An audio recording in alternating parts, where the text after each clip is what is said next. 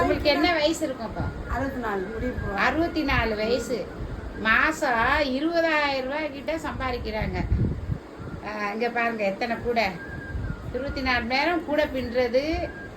ஒரு படிச்சவங்க யார்கிட்ட பேசுறாங்கன்னா சிவன்கிட்ட பேசுறாங்க பாருங்க. உழைக்கிறாங்க. அவங்க வந்து இப்போ இங்கே வந்து ஆசிரமத்தில் தங்கியிருக்காங்க. தங்கிக்கிட்டு அவங்க நல்லா சொகுசாக வாழலாம். ஆனாலும் உழைக்கிறாங்க.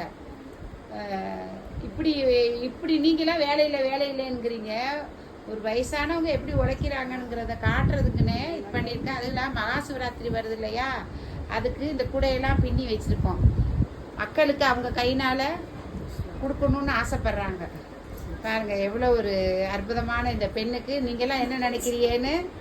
பெண்ணுன்னு சொல்லலாம், சாமின்னு சொல்லலாம், அவ்வையாருன்னு சொல்லலாம், மலையிலேருந்து வந்திருக்காங்கன்னு சொல்லலாம், இமயமலையிலேருந்து வந்து சொல்லியிருக்கலாம். ஒரு சிரிப்பு பார்த்தீங்களா, கள்ளங்கவலை இல்லாத ஒரு சிரிப்பு.